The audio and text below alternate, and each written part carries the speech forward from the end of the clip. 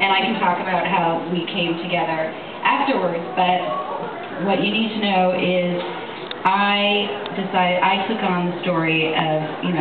what would happen with these monsters if this was real, and this was really a series and not cartoons, and I really thought that the monsters in general sort of, as Mattel intended to, it's a metaphor for what we're all like in our teen years and pre-teen years and adult years, some of us, and just somehow we all sort of feel like monsters at different times in our lives, and each one of the characters, which is a famous monster, just represents sort of a time in our life where we're just feeling a little bit awkward, like Claudine Wolfe, who is the star of this book. She's got hair issues, growing hair.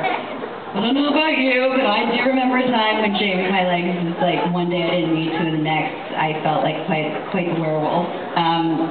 And there's, the daughter of Dracula, and she is very embarrassed about her fangs and her teeth, and that sort of made me feel like I did when I wore braces, and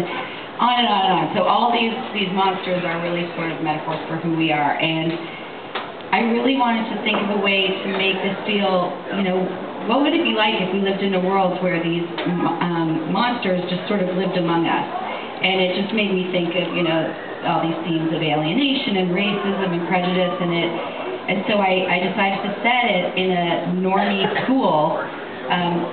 where the monsters have been going to this normal school, but they've had to hide all the things that make them different. So Claudine Wolfe and her hair, she is constantly waxing and shaving and worrying about her hair, and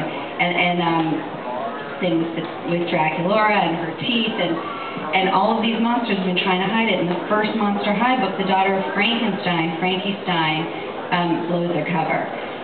Long story short, she is at their high school dance, and she has a crush on a normal boy, and she, when she's nervous, she picks her seams and her stitches,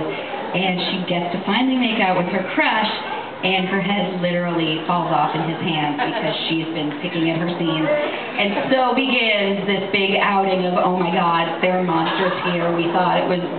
rumors, they're here, and all the normies just completely freak out. So that's pretty much, and spoiler alert, I'm sorry if you haven't read it, but just trying to get you up to speed. That's book one. Book two is these monsters are really trying to